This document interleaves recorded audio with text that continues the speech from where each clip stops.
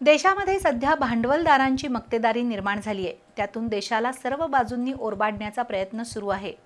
गेल्या 11 वर्षात भांडवलदारांचा नफा पाहिल्यानंतर ही वस्तुस्थिती लक्षात येते. दुर्दैवानं अशा भांडवलदारांना सत्ताधाऱ्यांची साथ असल्यानं देशातील गरीब आणि श्रीमंतांमधली दरी वाढतीये. त्यातून देशाच्या संविधानाची चौकट खिळखिळी करण्याचा डाव रचला जातोय, असं प्रतिपादन ज्येष्ठ विचारवंत बी युवराज यांनी केलं. कोल्हापुरात अवी पानसरे व्याख्यानमालेच्या समारोप प्रसंगी ते बोलत होते. कोल्हापुरातील श्रमिक प्रतिष्ठानच्या वतीनं अवी पानसरे व्याख्यानमाला पार पडली. बी युवराज यांच्या व्याख्यानानं या व्याख्यानमालेचा समारोप झाला.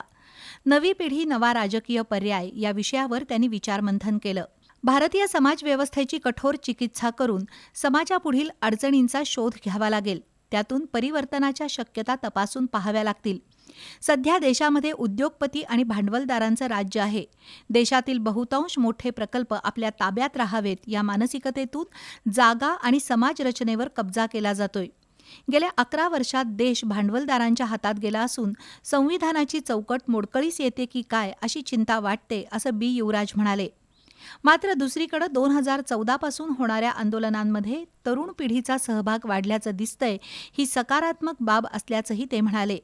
यावेळी प्राध्यापक डॉक्टर अशोक चौसाळकर, एस.बी. पाटील, प्राध्यापिका डॉक्टर मेघा पानसरे, उमेश सूर्यवंशी यांच्यासह मान्यवर उपस्थित होते.